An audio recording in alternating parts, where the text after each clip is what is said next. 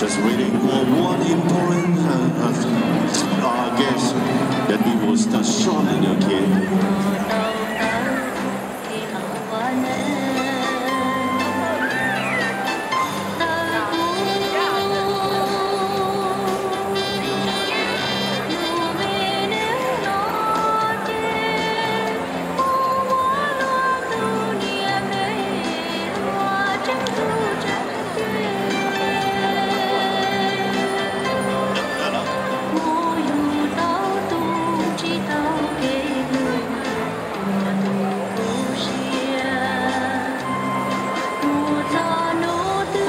Good morning, ladies and gentlemen.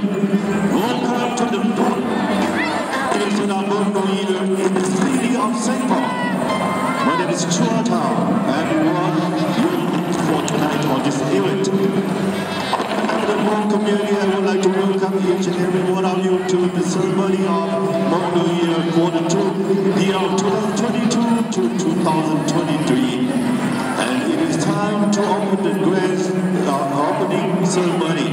I wanted to hand in the mic and also introducing my partner who will be speaking and announcing with me as well. Chúng si dùng chia cho nông số chia cho bên trong nông số lên số tụ do dân là dân tinh trời thiên dân ở trong sinh phò là lúc sự kiện là cái gì số tạng dùng chia sẽ tạo nên số lên số tụ đâu cầu dùng chia đến số đó và dùng thân thân số bạc ba thủ bên cờ là ở bên nông số lên dùng chia bỏ đến số lên số tụ cũng như chúa sinh thọ giờ đến đầu tụ chế tụ để từ đó cũng giờ đầu tư thua và giờ tụ chế tụ tôi đi giờ được số chia số đó ở bên đây là ở trong khu các học bom bên là một giải thọ chế độ thông thường học chỗ này chỉ cho nên tự nhau được chế độ nào trong ấy trong ý trong không đó với cho nên tự chỉ nhau được chế độ tại trong xe ở trong đó đi chơi công cộng với đi chơi kiếm trong đó là nhau. Alright, ladies and gentlemen, this is the blessing of the year of 2022 to 2023. Nói là khi phòng hồng chế bóng nó là sĩ nhiên bị mùa nên cho bên bộ đối xung lộ Sài Gòn trong xe để sĩ hư cho danh dân lực họ trở các bộ sĩ hư lòng ở bên đó bộ xung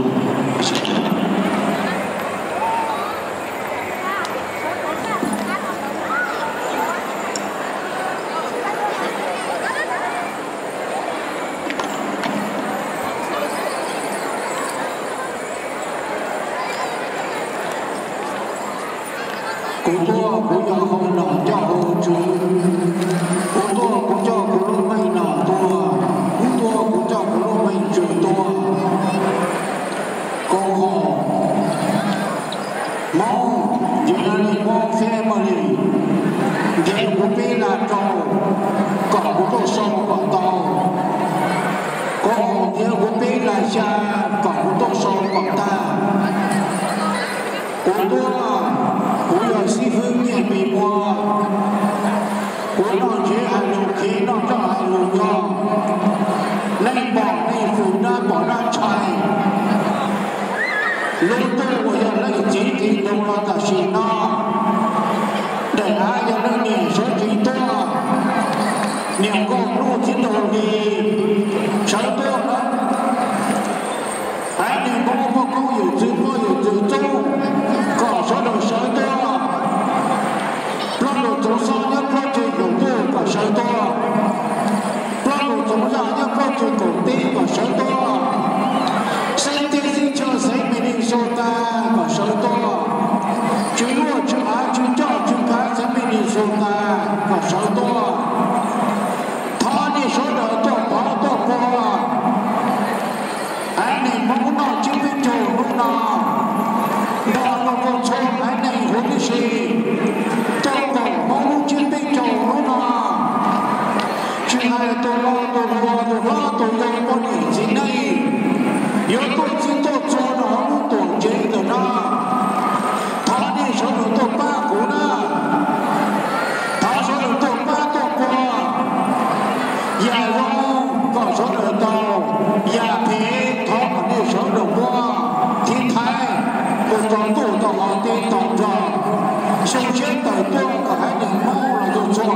chỉ nó còn chỉ bỏ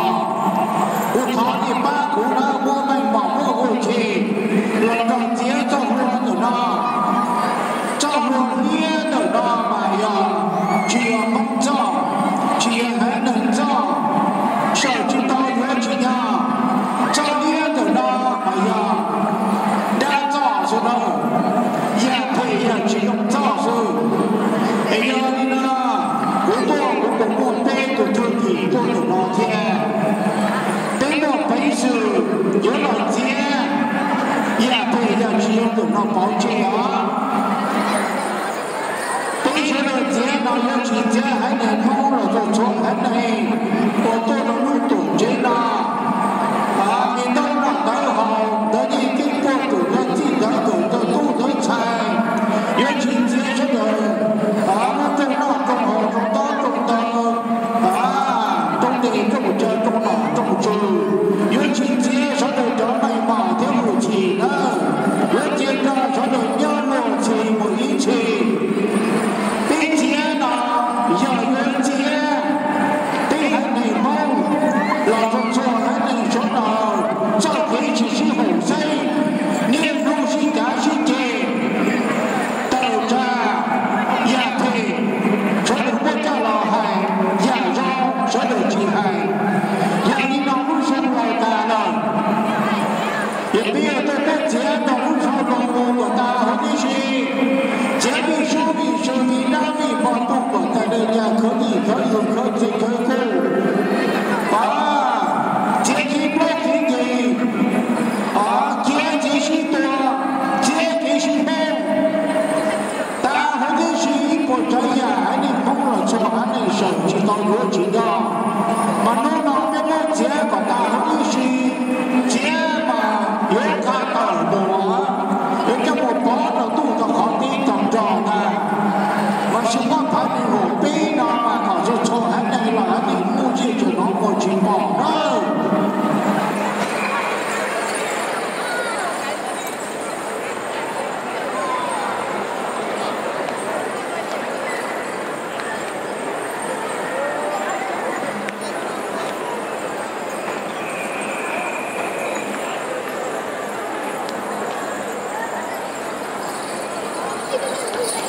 我唱思念的我的歌词，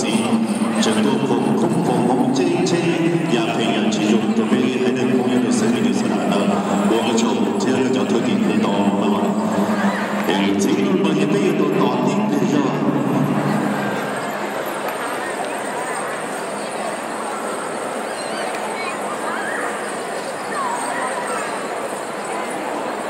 我唱。alo chỗ người này alo chỗ cho alo phụ của họ trò biết thì ngon mà giờ tôi cho nó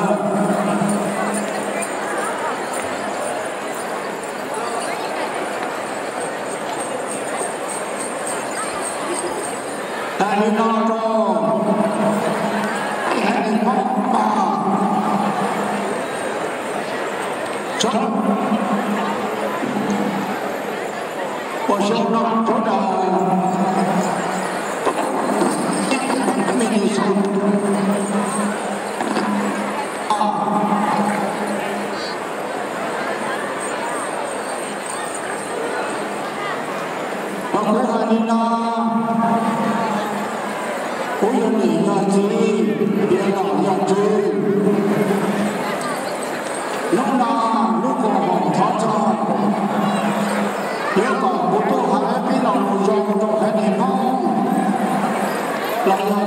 subscribe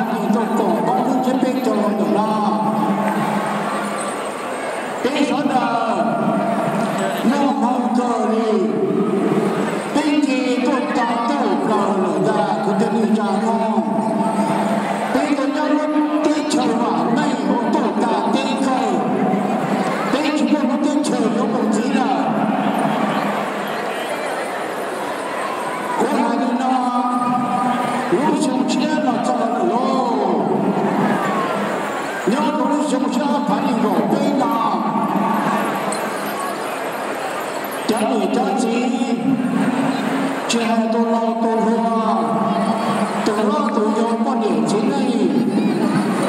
Gõ để không bỏ lỡ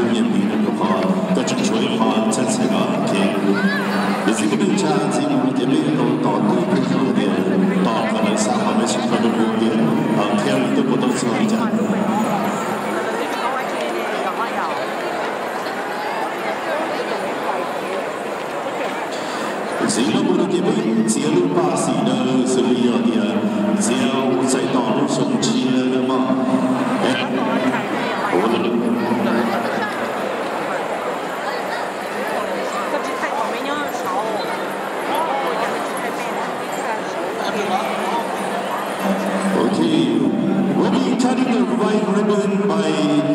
new Senate Majority Leader Kerry Ziegler,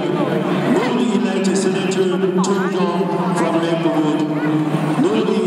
elected St. Paul Police Chief Axel Henry. So, ladies and gentlemen, please, it is time to cut the ribbon now. 1, 2, 3.